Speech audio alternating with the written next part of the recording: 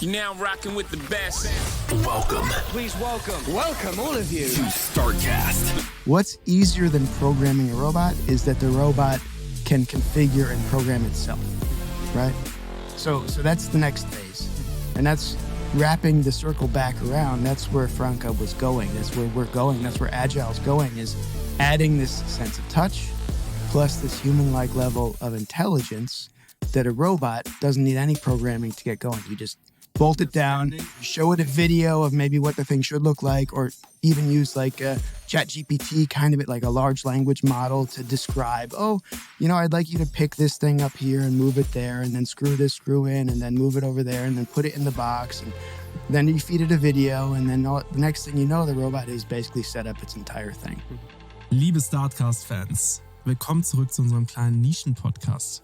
Die Intro werde ich noch auf Deutsch machen und dann werde ich switchen zu meiner altbekannten und sehr geliebten Sprache Englisch. Denn heute haben wir wieder mal einen amerikanischen Gast. Ich bin sehr, sehr, sehr glücklich, ihn da zu haben. Und um nicht unfreundlich zu sein, möchte ich gleich auf Englisch switchen. Sorry für diesen kleinen Hasper, auf Englisch switchen. Aber ich wollte es euch nur schon mal vorweg gesagt haben. Diese Folge wird auf Englisch sein. Wer keine Lust drauf hat, soll sie sich trotzdem anhören. Haha. Welcome, Nick. It's such a pleasure to have you here. It's such a pleasure to have your company represented by you here. Franka Emika is the company. Nick Chambers is your name. I'm so honored to have you here because your company is one of the most fascinating ones I have seen in the last years, and I've seen a lot of companies because, and this is maybe a little selfish, but I am talking to a lot of startups and a lot of businesses, but they are all not made for our suitcase, like our suitcase is photos and videos. Yeah. And your cobot is perfectly made for our suitcase because I can tell a story why.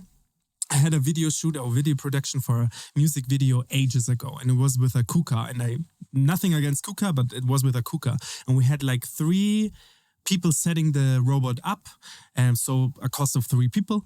And then we had like one person or two people always standing next to the robot for security reasons. And then we had one that did all the instructions, and was very, very hard. And when I got in touch with Franka the first time, there was like one guy, he was not even like really close to your company. He was like some tech guy, and he was like, yeah, that's a cobot. It's super easy to use. You can just do it here, and the robot writes the code itself. Yep.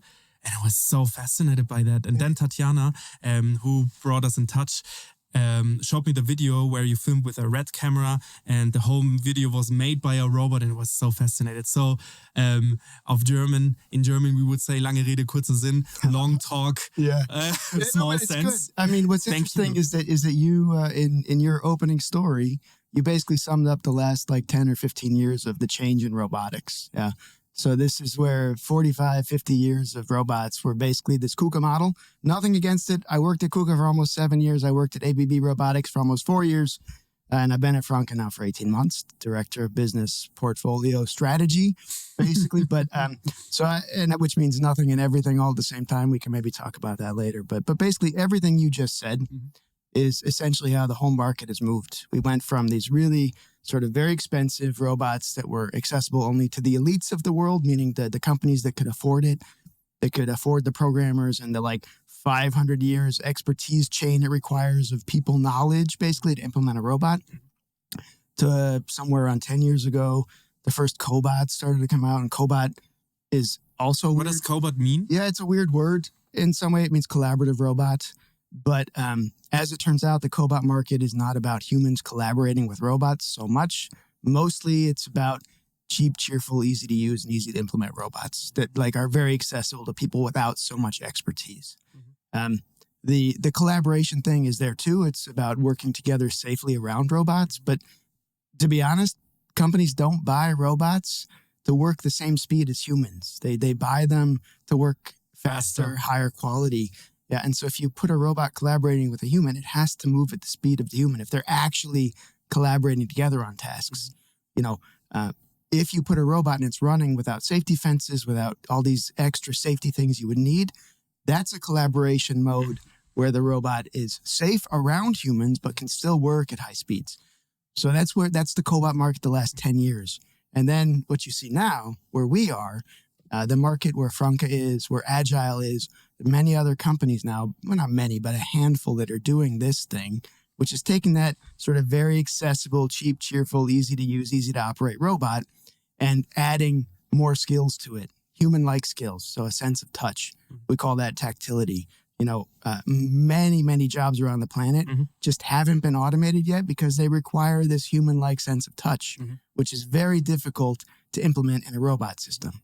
Most robot applications on the planet, and there's really something like 4 million industrial robots installed on the planet now. That's not many if you see how many people are on the planet. Exactly. And it's like in the last 45 or 50 years of industrial robotics, my guess, and it's very difficult to find statistics, but my guess is only something like 5% of all tasks that could be automated with robots have been.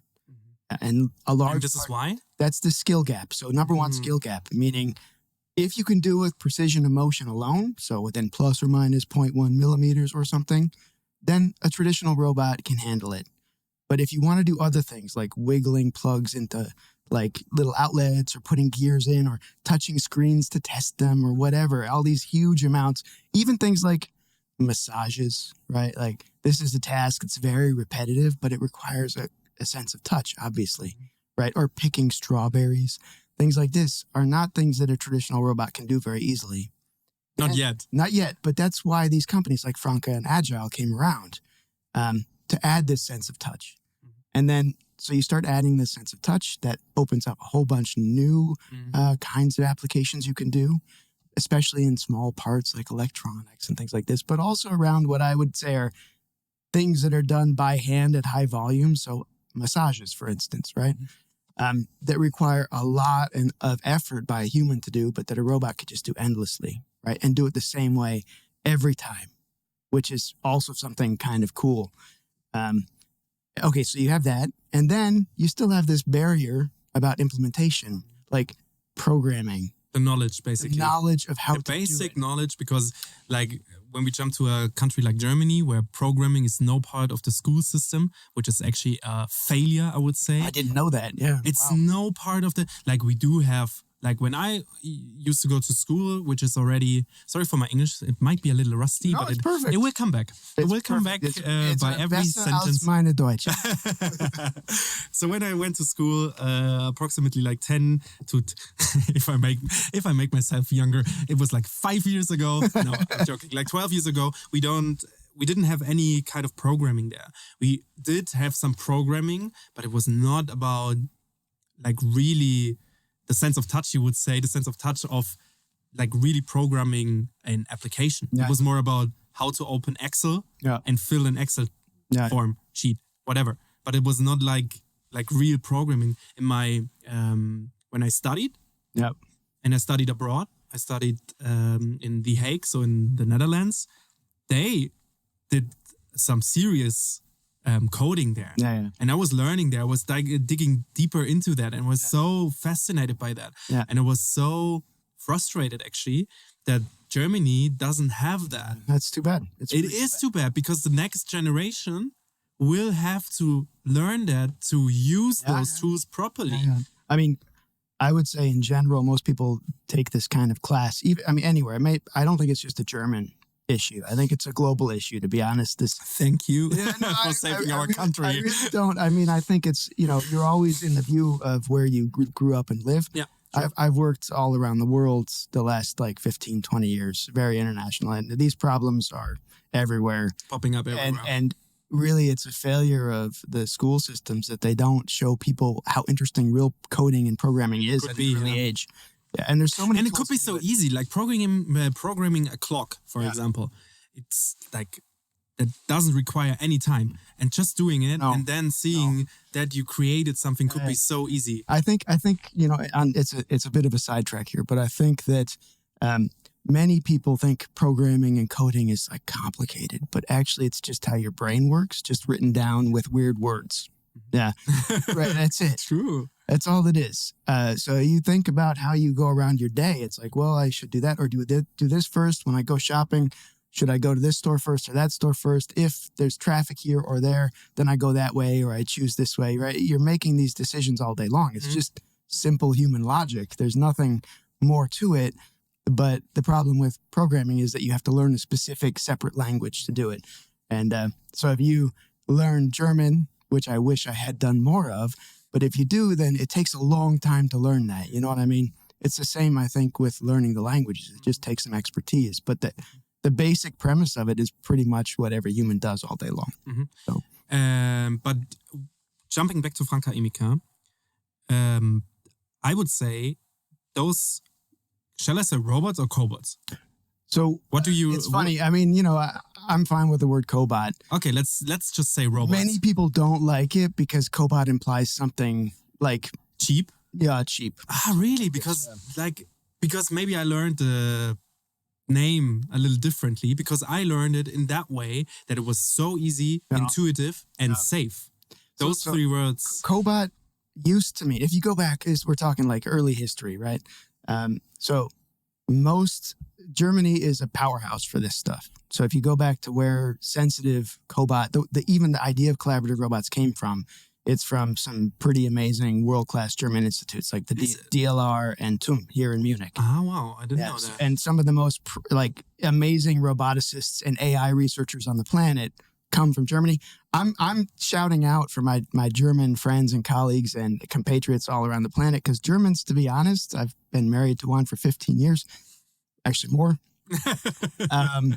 are so modest they would never say how amazing the thing is, right? So, but it's really, this area of Germany especially is where most of the innovation in robotics came from. And some parts of Denmark too, but if you talk about the research and the early days of this stuff, it's not all Germans. I mean, they're international institutions, so you've got people from all over the world coming together here. But the institutions are the ones that push this. So you go back 15, 20 years, and that's when people started to think about, well, what about if we had robots that had a human sense of touch? Like they could interact with the environment and know when they hit something and reduce the amount of impact and all this stuff.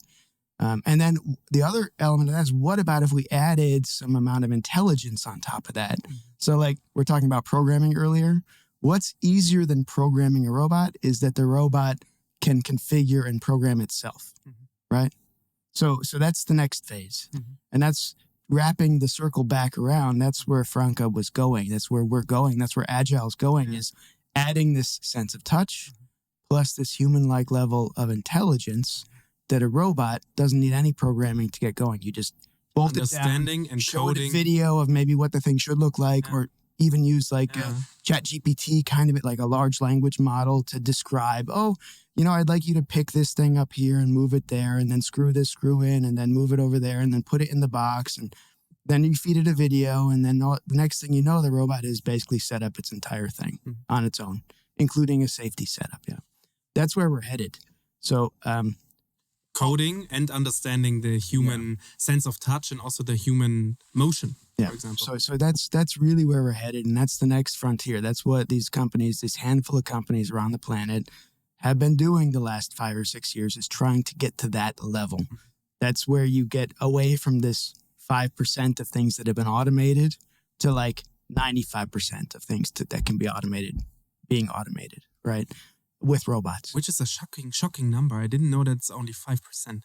I really thought it's at least like 15 to 20%. So, I mean, most people, when they think about robots, they think about like, Star Wars or something, right? C-3PO or whatever. But the vast majority of robots that have been sold on the planet the last like 45 years are industrial robots. And now you get into Roombas. I guess you could consider a Roomba a robot. Yeah. So there's more of those being sold, but our Roomba is always stuck. Yeah. I made the mistake of, I thought Dyson, right? And I thought a Dyson floor robot's going to be awesome. Yeah. The Dyson vacuums are awesome. The Dyson floor robot is terrible. It just is like always losing where it is and getting stuck. It's crazy. Like Dyson, they do so many amazing things. Like the vacuum cleaners are awesome. The vacuum cleaners, the hairdryer. The hairdryer, for example, like those, they look odd, but they like the touch is amazing and they sound differently and everything about them is amazing. But I don't know why I chose for the robot vacuum cleaner I chose an iRobot, which is actually pretty nice. I like the name. I like the movie iRobot with Will Smith. I like the whole kind of thing. So this is why I went for them. And they're actually pretty nice. And my wife is always telling me, on the one day she's saying, that the robot is stupid. And the next day, because it got stuck somewhere. And the next day she's saying that's the most amazing robot tool we have because we have a dog. And it's kind of crazy. So those are like robots, but those are not the robots we're talking about. There's a lot of those kind of robots on the planet. But what I'm saying is so there's an organization called the International Federation of Robotics, and they do every year report on robots, like installations, industrial robot installations. And last year we reached something like 4 million robots installed and in operation on the planet. And I think the market last year for robots was... Though we do have so big companies like car productions and stuff like that. But as it turns out, that's why people buy robots. It's because you can do so much more with one robot, But people don't understand that, like, if you go into the grocery store, virtually everything you buy there was at some point touched by a robot. Probably many, many robots, Like, really, like packaging, even in food production now it's happening. Filling, stuff like this. So in pharmaceutical industry, there's a lot of packaging being done. In the food industry, there's a lot of packaging being done with robots. Box erecting, where boxes get built. So all this stuff is being done by robots now because it's really like, they are jobs that are physically demanding and mentally repetitious, and people generally don't like them.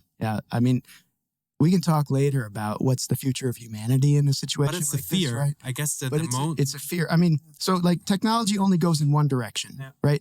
It's like one direction up, and it always improves. And if technology starts going down, that's like the definition of an apocalypse. So somehow humans have to adapt to constantly increasing levels of like advanced technology, and we do that. I mean, back in the day, before cars, there were people who were like driving horses around with carts. Cars came along, no more horses and carts. So they had to think of different things to do. There were whole jobs around that, like cleaning up poop on the streets, right? Like that went away. Even before that, there were people who went around every day and lit gas lamps on the street, right? Then electricity came along, right? There were people who rode horseback across country with letters because there was no way to transmit information. That came along, that job went away, right? But there are different jobs coming up. But the thing is, the main big thing is the fear.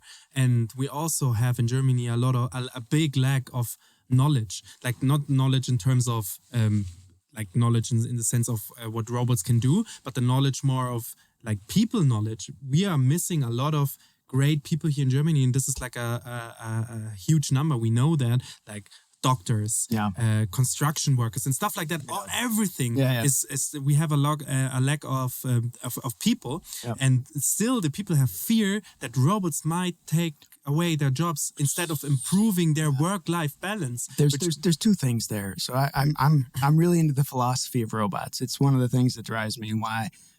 Can I say one thing? It's amazing to have you here. I think the podcast could last like 2 hours because it's so impressive to talk to you. I really love it.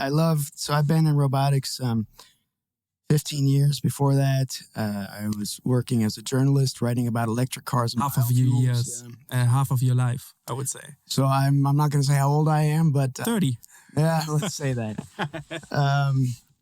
Let's just say life has been good to me. Maybe I look younger than I am.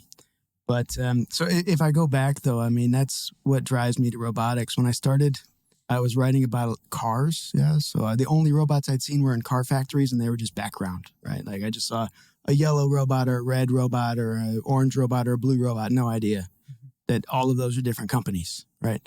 And then when I was thinking about switching from this freelance automotive journalism, which was great because in that world, you get flown around the planet by the automakers, like business class, 5-star dining, 5-star hotels. You get to drive the fanciest cars in the world, and then you go home.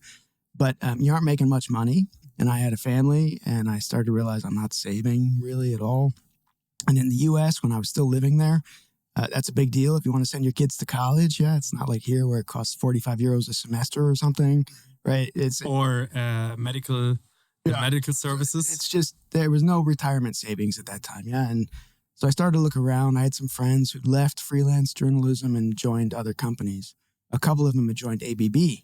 And ABB was in the middle of a big transition away from sort of very traditional marketing to this storytelling, journalistic style of marketing. And their robotics division, a guy named David Marshall, who was like the best boss I ever had, I would say, British guy.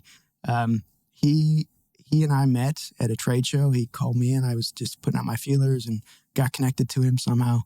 And we hit it off. And basically, they made me an offer I couldn't refuse. It was like, wow, people make money in this industry. Okay, I knew nothing about robots, but I said, So I went back and I talked to a sort of a mentor of mine in the automotive industry.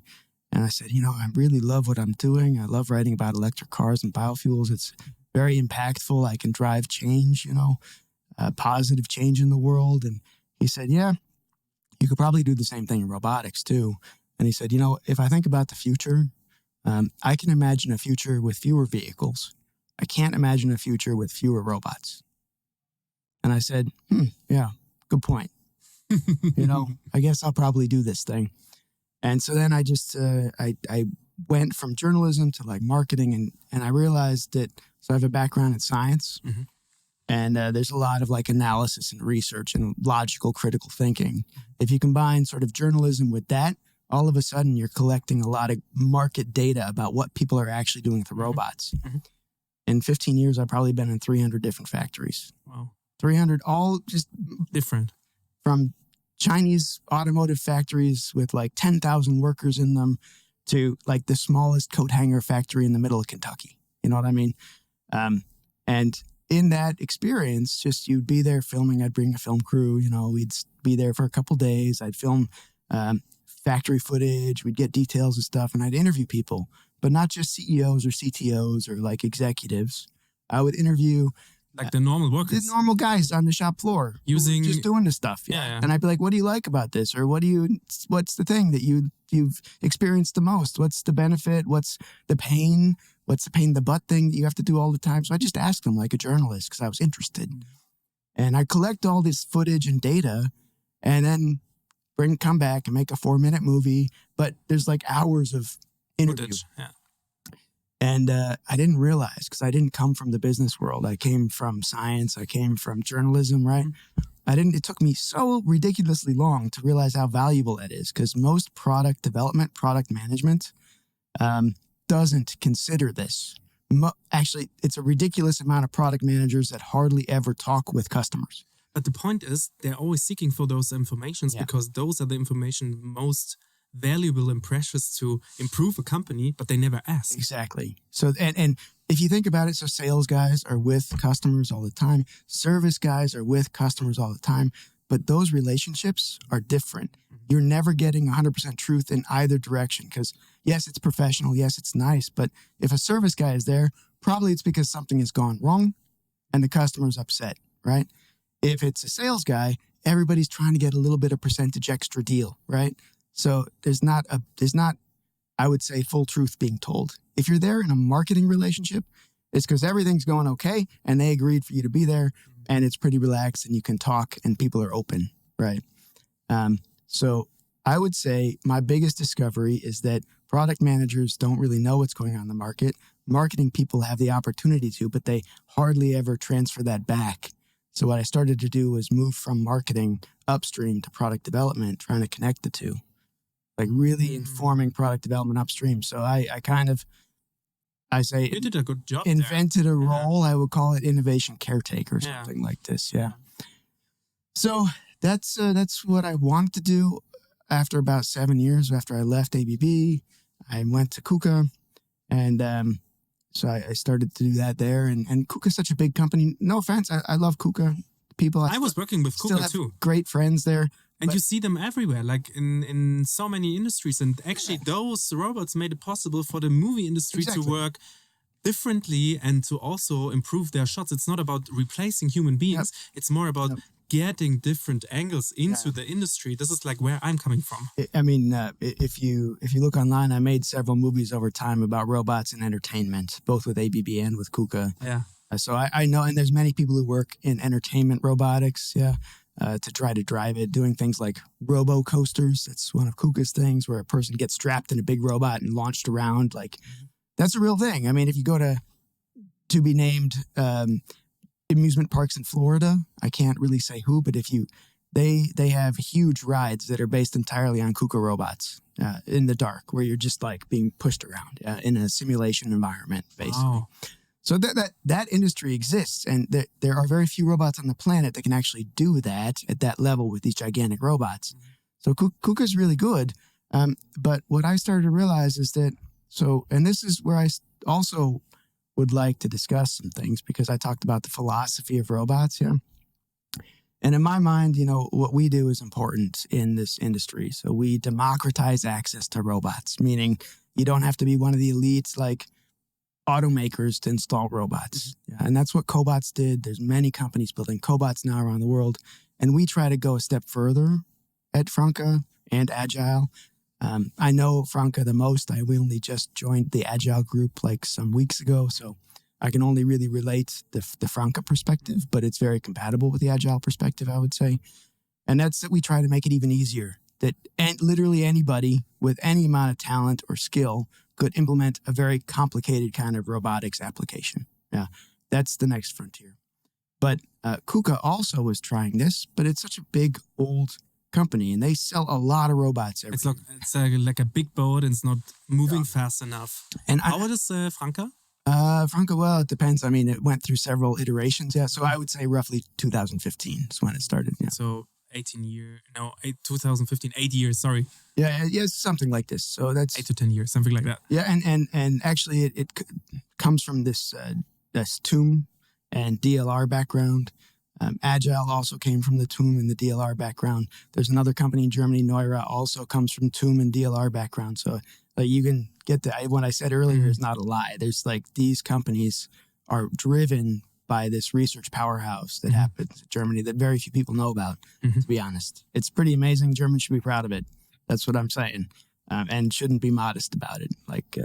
Germany is still a little bit behind when it comes to user experience, I would say, meaning a good frustration-free kind of user experience.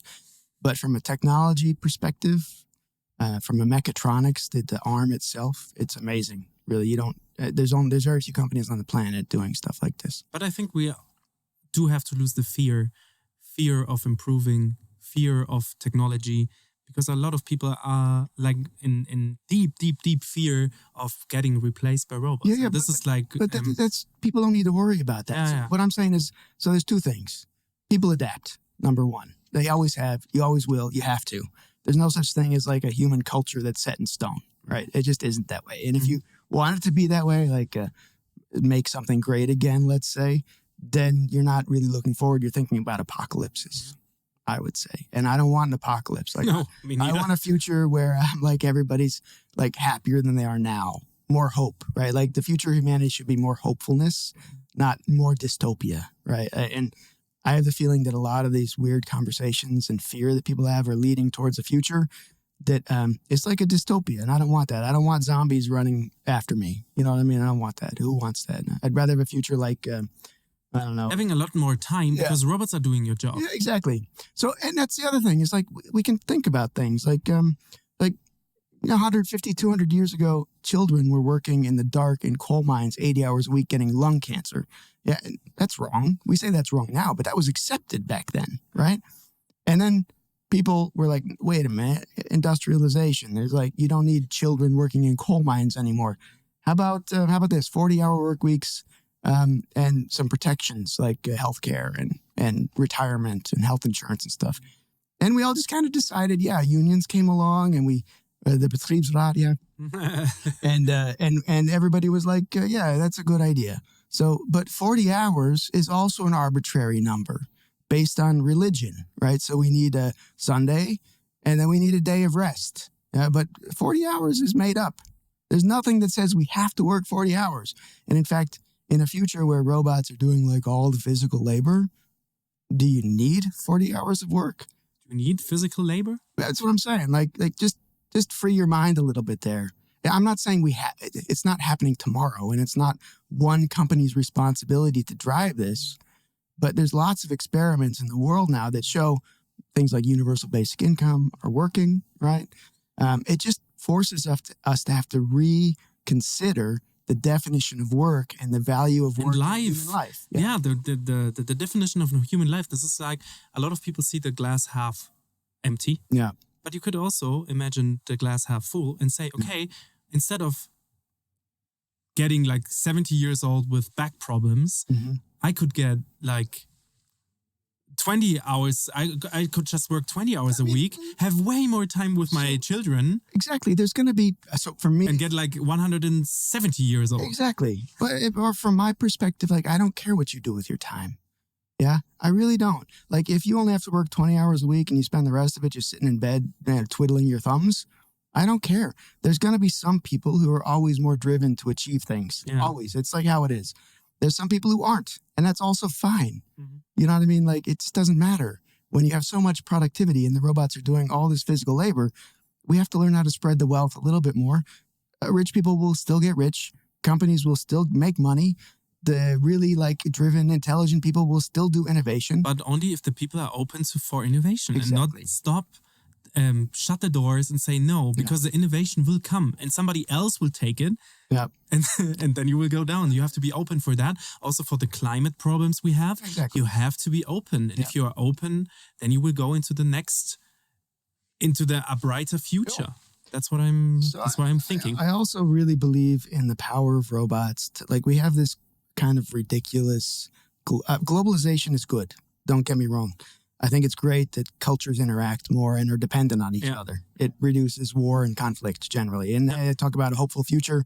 You want to make more people around the world more hopeful for their lives, right? Hopelessness is what drives bad things. Hopelessness is what drives like terrorism. It drives theft. And it drives bad behavior. If you're hopeless, you're more likely to do those things. So we should be like increasing hopefulness around the planet. Yeah. And so spreading the love globally is good, I think. But just personally, this is not a Nick Franka employee. This is a Nick personal philosophy. I love that. And so I think robots can play a critical role in this, actually. So if you are employing robots in your production, you can keep your production local. You don't have to outsource it somewhere else. Yeah. For all these small and medium-sized businesses that like are competing and they just find it more and more difficult to sell products at a reasonable price, if you automate with robots, it makes you more competitive, which means you can keep that little factory here in Germany or France or the US or wherever and still employ people and still grow and still be competitive. Yeah. So that not only does that good for that company, it's good for transportation impacts, right? So the more you keep everything local to where that thing is being consumed, the better it is. And I think that robots offer that possibility. So it's, for me, the more you make automation and the more you make things like local, the better it is. It's good for the people because we have this societal kind of discussion about what's the definition of work. Most people's lives are somehow defined by their work right now. But does it have to be that way? No, it doesn't have to be. But I'm really afraid, like a lot of people, when you have like human conversations on the dinner table, let's say, and jump to that picture. Let's jump to that picture. And you're having friends over. What is the main topic we are talking about? Not like the personal stuff. We're always talking about work because this is like I don't know if it's just a bubble in which I'm living right now, but like 80% of the conversations are about work. And this is so sad. I was talking to my wife about that and she was like, I don't want to have conversations like this. I don't want to talk about the job all day long, even though it's fulfilling. Yeah, let's have like 20%. I love my job. I love my job too, but I have hobbies to do and I can't do the hobbies because I'm so tired when I'm coming home. So what you're talking about though is so I'm guessing, I don't know you except for today, but I'm guessing you're a type of person that fills your time with things to do. Yeah. Yeah. So, and that's what I mean. If you had more time, your type of person and my type of person and many other people I know would fill that time with other creative kind of productive Going swimming in the morning. Making music, making art, going swimming, taking care of your kids, even just like hobbies, like maybe you're building stuff for people or maybe you're going to the elderly home and like reading books. With them, for them. People. Yeah. You know, there's so many things you can fill your time with if your life isn't defined by that work, right? And so anyway. I didn't know that the conversation is going to be in that direction, but I love it. But this is Nick, this is crazy wrapping good. it back around. Yeah. So why did I leave KUKA has nothing to do with the quality of the robot or the people. Yeah. It has to do with the fact that I realized in the last 15 years of working in robotics that I want to have a good impact on the world. And robots are not just about democratizing access. Like that's not the end of the story, right? Okay, so everybody can put robots in, great. The end of the story is the future of humanity, right? That's the end of the story. And there's so many opportunities in the robotics industry to define this ideology. Like, so Elon Musk is under the limelight right now because he's done some questionable things. But Tesla is not just Elon Musk. Tesla is another thing. It's a company that unarguably has done a lot to change the planet, right? So when I was in the automotive industry doing journalism, that story was just starting, right? Tesla just had one car, the original Roadster, and Nissan was about to launch the Leaf, and Chevy was about to launch what's called the Ampera here in Germany, or the Volt in the US, the Opel Ampera. But that was the beginning of that story. And those two companies, Chevy and Nissan, only launched their vehicles because Tesla had pushed the boundaries earlier and shown success. And there are quotes from people in those companies, high-ranking people, that say, credit to Tesla for pushing us in this direction. And they influenced the decision of all the automakers and all the governments to adopt regulations that are better for the planet. So it's not that one company does that by themselves. But in the robotics industry, we have this possibility to push such a change. And I didn't want to work anymore for a company that was more focused on like tradition, the past, than this future. And there's really only a handful of companies that are thinking about that future, of which Franka is one, of which Agile is one, of which Neura is one. They're all based in Germany. Yeah. So that's pretty cool. And that's why I switched. It was really like my own personal kind of ethical code, wanting that people move away from this fear of robots, because very often the discussion about robots is, oh, robots, they're taking jobs away. It's terrible. And I'm like, yeah, but that's just fed to you by media, and that's just a fear. And it's not true. It's not true. Yes, they're reducing the amount of physical labor on the planet. That's true. But they don't have to take jobs away. In fact, they won't. You can't have a future where 80% of people are unemployed and we still have the same economy that we have. You know how the media are. Like they're always pushing headlines that are really, really bad, and people just hanging in there and saying, "Oh God, the world is ending tomorrow." Yeah. Same thing with ChatGPT. Yeah. Instead of using it for the better, you always have, or like not you, but in general, the people are afraid that ChatGPT will replace them. And the funny thing is, I read a quote or a conversation was a conversation. It was about replacing work. So when we talked about autonomous driving, which isn't here already, it's basically a robotic technology. It is, but like the first thing, like there was a professor who was talking. The first jobs that will be replaced are taxi drivers and cleaners. They are not replaced yet. No. We don't have autonomous driving. We don't have like cleaners that are automated already. Yeah. We don't have that. Yeah. The first jobs that are getting replaced are the people in the medias who are using ChatGPT for better articles. Yeah. And this is like a funny thing, a funny twist. So they first thought the times will change differently, and it did. But so again, I think. So yes, ChatGPT takes these kinds of jobs away. And in fact, I use ChatGPT a lot. Me too. To like summarize things to a point where then I can edit it, right? Yeah. So a human skill is editing. It's always easier to edit something that's already written to bring your own like flair to it than it is to like sit down and write the whole thing yourself. Yeah. Or using it for robots. Let's say social media. Yeah.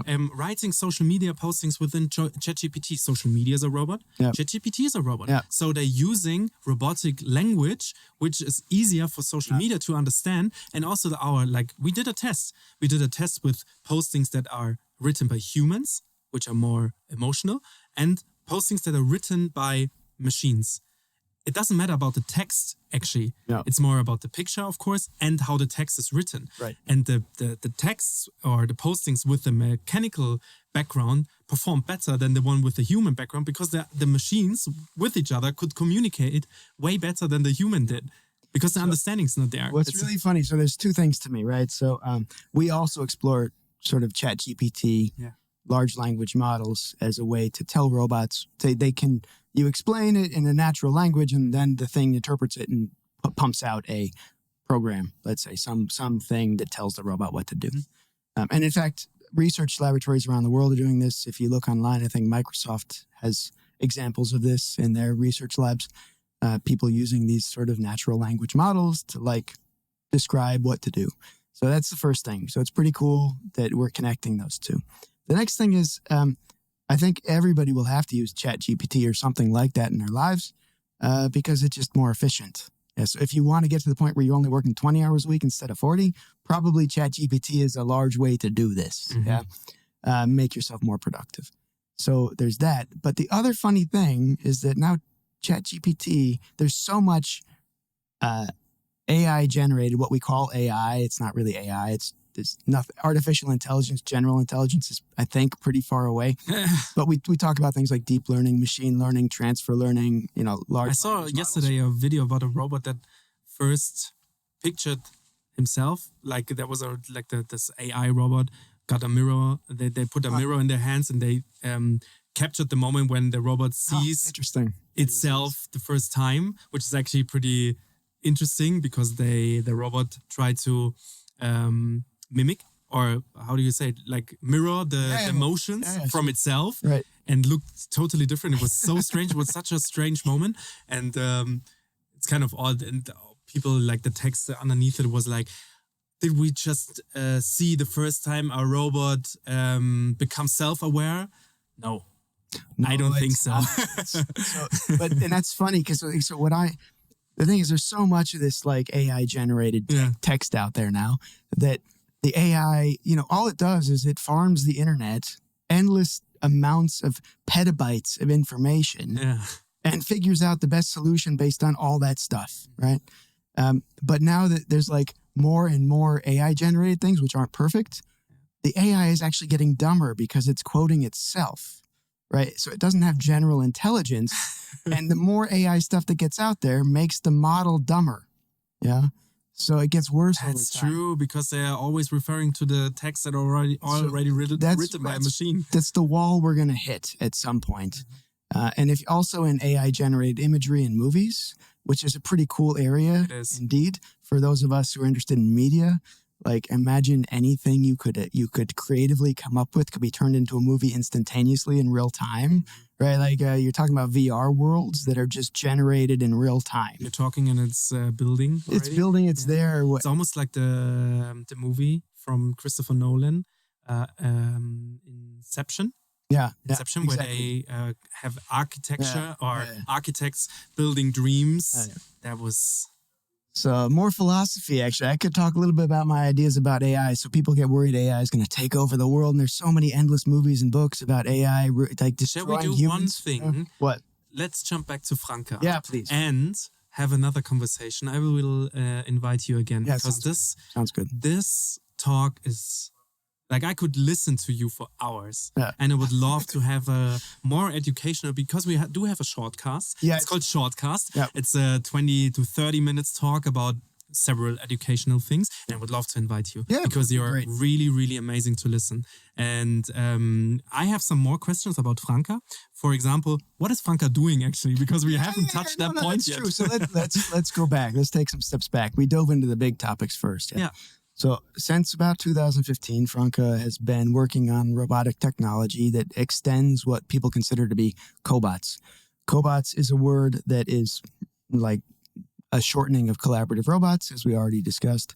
But cobots are not about collaboration as they exist right now. They're mostly about cheap, cheerful, simple to use, easy to implement, like reducing all the barriers to implementing robots that existed until they came along. Universal Robots is the one that has to be given the most credit for making this cobot market a reality. They started 7-10 years ago or something, but they only went in the way we're going to make a really cheap, accessible robot. That's easy to program, easy to put into implementation. It only takes a few weeks when you order it. It shows up and it's running that day, basically.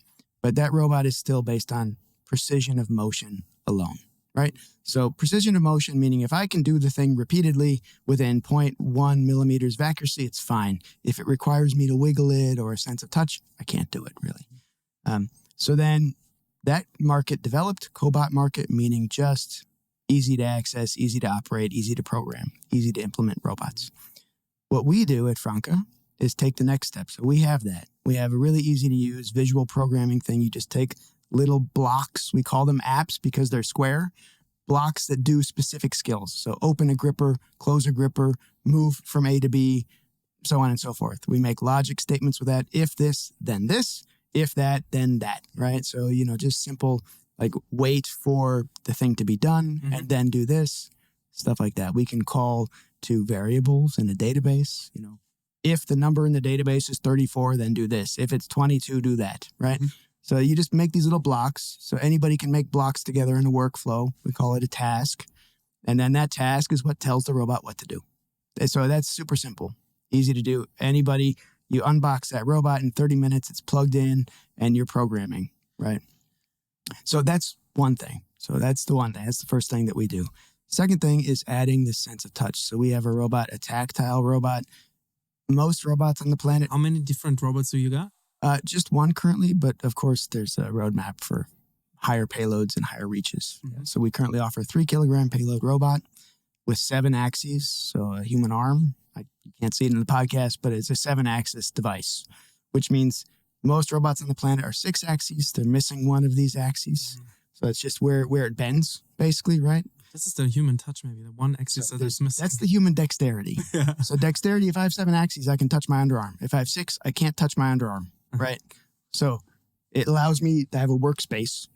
I'm moving my arm around for those of you listening at home. That's my workspace, right? Next time we will do it with video. And that's my workspace. If I have 7 axes, I can access something like 85% of my workspace. If I have 6, it's much smaller, 60, 70% of my workspace. So that's the dexterity, meaning I can move into little spaces. I can get underneath the table. I can touch my other ear, right? Stuff like that. The sense of touch is when I grab this coffee cup that's on the table and I hold it, I know that I'm putting enough pressure that it won't fall out of my hands. But you won't break it. And I'm not putting so much pressure on it. Not that I ever could. I'm not the Hulk. But if I could, I wouldn't break it, right? That's the sense of touch that we're talking about. And then if I have that in a robot, it's kind of a superhuman sense of touch. So I can't tell you how many Newton meters of force I'm applying. I just know it's enough.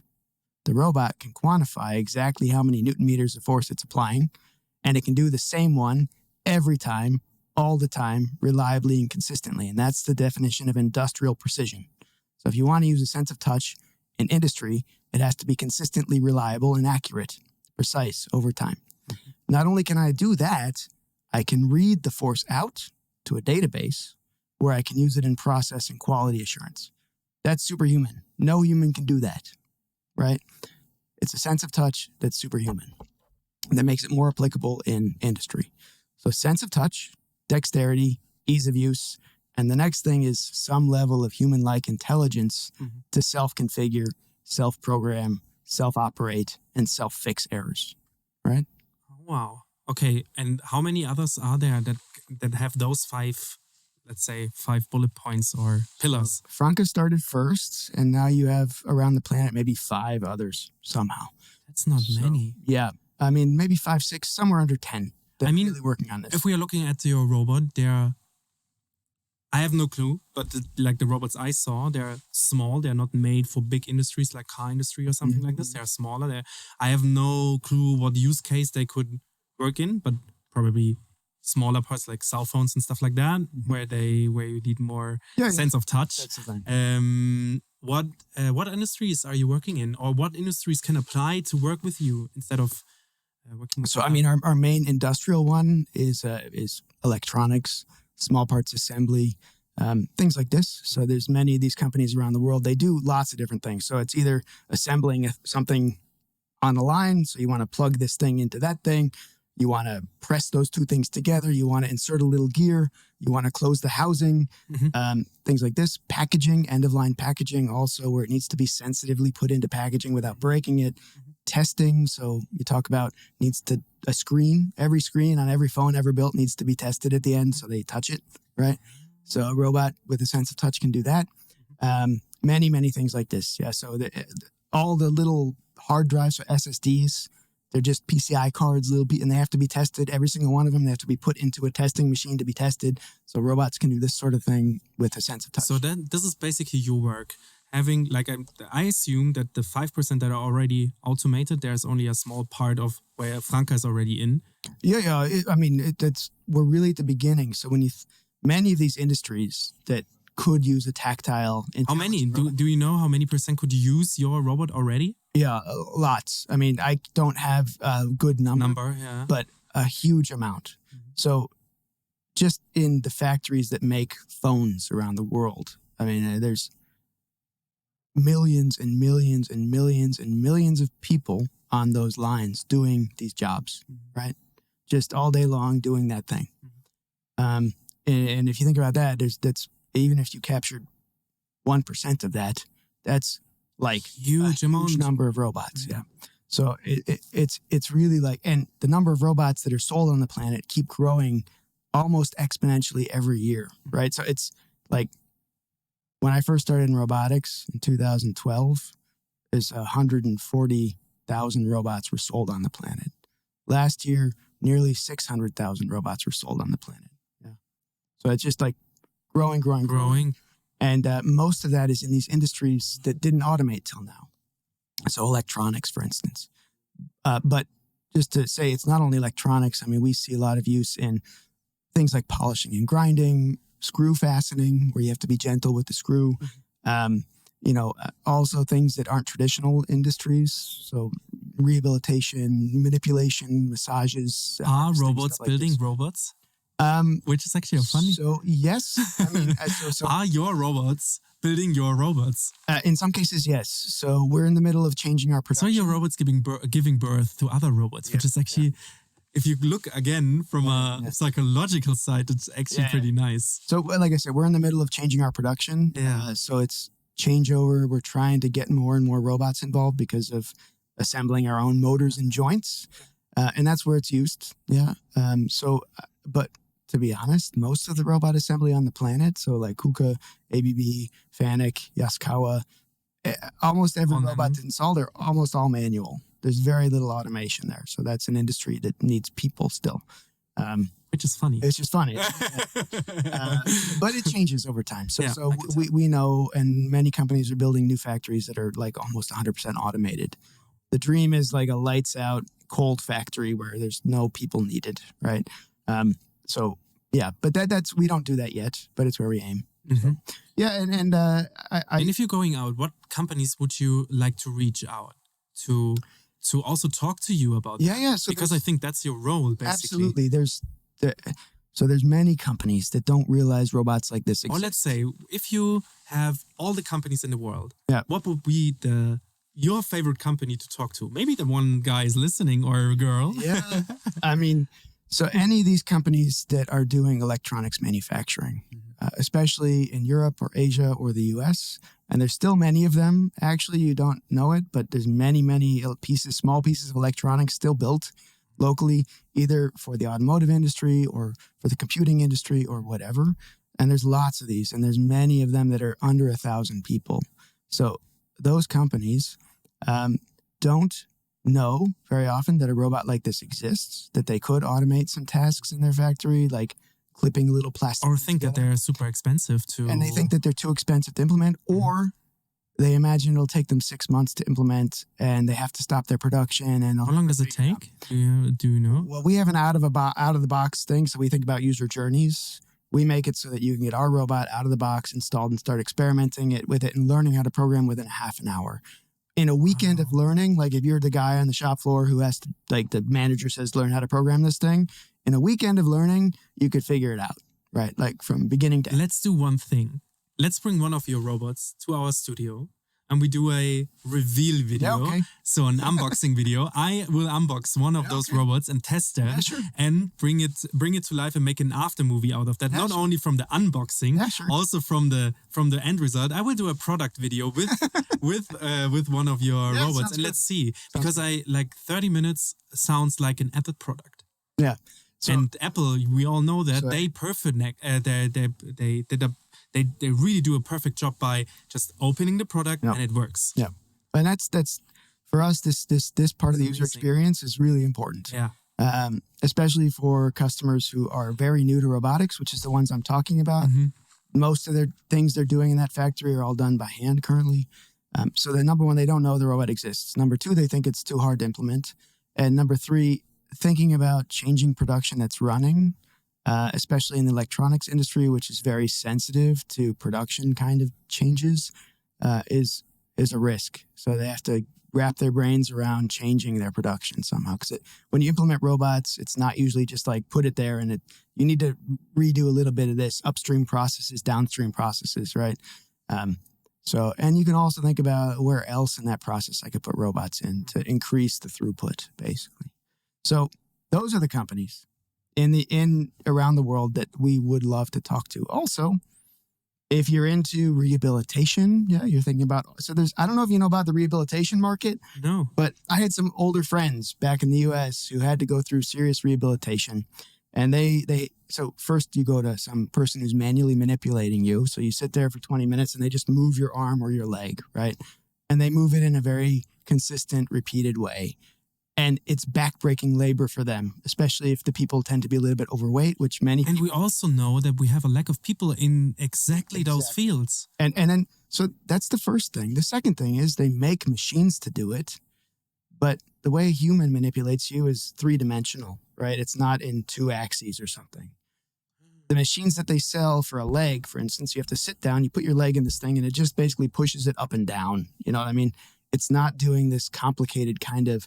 It's also very bad for the muscles, I can tell, because the muscles need a flexibility and different movements. Yeah. And if you're just sitting there and getting... I don't know if you also have had rehabilitation in Germany, but do that. I've done that, and it takes forever to get an appointment, right? Yeah. Because there's not enough people, and then they got 20 minutes for you, and then you get to go 5 times, and 20 minutes each time, and every time you're like, what, was that really helpful? I don't know.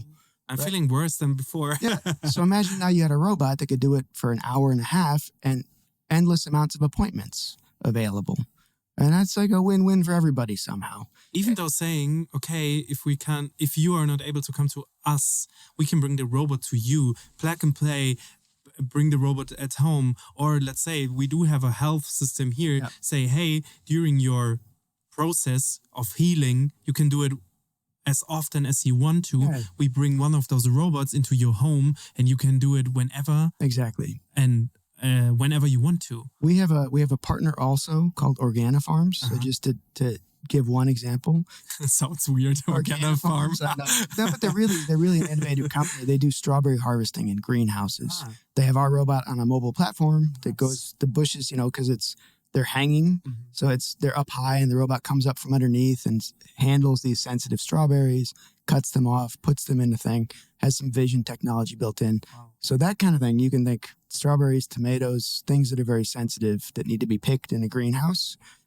Also by hand, high volume stuff, right? So rehabilitation, strawberries in greenhouses, vegetables, things like this are outside of the traditional scope of industry, but are things that we also want to reach. But this is like one thing, like also within the wine industry, we do have so many vineyards around Europe. Yeah. We do have great wines, but like the mountains where they grow, it's like they're so hard to climb up, and it's so like backbreaking work. Yeah. And maybe we could use, but this is like one thing which I already see like a movie. Yeah. Maybe we do it in the future, I would say. Like movies about that, always having like a field which is actually not yours right now, and just bringing a robot in there and see how easy it is to implement that. Yeah. Because I think it's very, very nice. We also have customers. So we think about markets, right? So you think there's big customers that have high volume production. Those are electronics customers typically that are doing things that need sensitivity. You have small customers that are doing what's called high mix, low volume production. So high mix, low volume means they do a batch of 10 or 100 parts, and then they change what they're doing. So it's like almost custom production, but not totally custom. So it's this. And if they change what they're doing, they need a robot that's easy to and flexible to change. It doesn't take 3 weeks to change. It takes like 20 minutes to change for the new part. Yeah. Have you ever thought of working in the watch industry? Because in the Swiss watch industry, it's kind of like they have like so many watchmakers, which is amazing to see. And we are working with a company called IWC, producing great watches. And they also have like, they always write, and we have so many watches. So the watches are handmade. We actually have a partner, a really good partner in Switzerland called Gemelli. And I think I remember the guy who's running this. His name is Michel. I think I remember him telling me about such an application. I can't remember exactly, but I think we have worked with watchmakers in Switzerland. Which could be such a nice way of showing the human touch. Yeah. But like not on the, like again, on the philosophical side, showing with a timepiece, which is really, really handwork. And I did that. I assembled a watch one time, and it was hard work, and it took me an hour or something like that, where a watchmaker only needs like 15 minutes to 10 minutes when they are really, really good. And I did that, and I saw that, and it's so precise, and it's so hard to do, and the human touch. But also on the other hand, if you're doing it with a watch, it saves. So there's one little piece missing from this that we haven't talked about. So we talk about an arm that's sensitive. There's the human hand as well.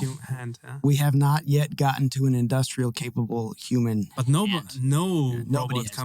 We have one, actually. So Agile, the company that bought Franka recently. Yeah.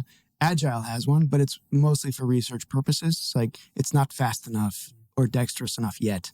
That's another frontier that has to be explored, because like the system is only as good as its weakest link, right? If you have a whole human arm of dexterity and sense of touch, but then you have like a sort of dumb gripper, right? It's not as good, I would say. You can't do everything still, which is why I'm saying, there's a big market we open up with the tactile arm and ease of use and intelligence, but you won't get to 100% automation until you can recreate a human hand, basically.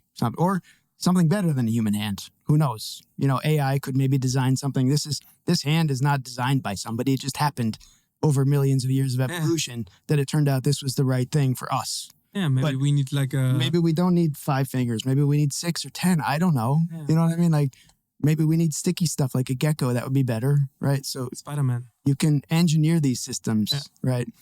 So that's the next step, I guess. I loved our talk. We already... past the 1 hour line. Okay. Wow. It's amazing. Like time flies by fast when you're having fun, and it was such an amazing talk. Like really, I mean it from the deep bottom of my heart. It was a really, really great talk, and you are such an inspiring person, and I would love to invite you again.